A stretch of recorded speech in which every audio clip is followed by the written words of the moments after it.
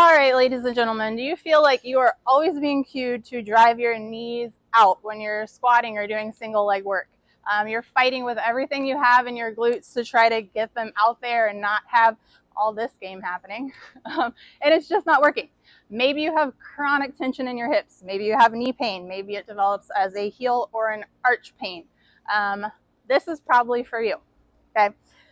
We're going to talk about how your foot is the other half of this alignment and what's happening at your knee and hip. It's the only thing we have that's rooted to the ground to give us our stability and power. So whether you're squatting, deadlifting, or doing your Olympic lifts and pulls, this is really important. All right, so if we watch Tyler moving here, what I care about is this alignment, hip to knee to ankle. You can see without doing anything at his hip, if he lets his arch collapse in, so we're not stabilizing through the foot, his knee collapses in with it. That is a losing battle for your hip. It can work all at once. It's not going to win all the time. Okay, so we're going to work on this foot stability to help pull our knee in line and make life a lot easier and everything prettier. Okay, first thing we're going to work on is what I call an active or a tripod foot. So just figuring out the 3 main points of contact that you should be pushing through. Okay, I sacrificed my socks for this. You should be contacting here, here, and here. Okay, those are your 3 points. That is the base of the big toe, the outside of your foot, and your heel, not your big toe. Okay, we don't want to scrunch our toes and use that for support. We want to be pushing through that base. That's a big point. So how we're going to have Tyler work on this? He's going to take, this can be a band or rope, whatever. It's going right under this point I talked about, not all the way across. Okay.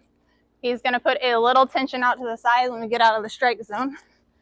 He's going to keep a little tension on that band and then try to drive his knee out as far as he can without losing this contact.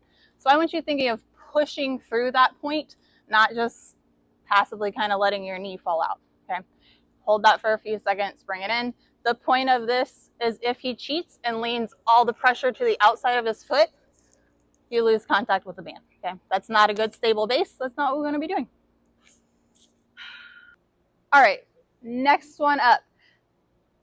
I feel like it's pretty common that we warm up squats with the band right above or below your knees. Perfectly fine. You're going to get a little bit more of the glute cueing with it up there.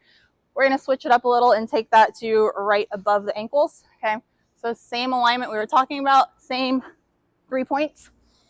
Now, my cheater way is watching this inner ankle bone. Okay, if I see that ankle bone dive in, even if you're wearing shoes, I know you're cheating, that goes with the arch. So he's driving out against that band, pushing through that base of the big toe in 3 points, going into his squat. Okay, just trying to keep that alignment the whole way down. Knees are beautiful, ankles are in line, arch is lifted. And you should still feel your glutes working anyway.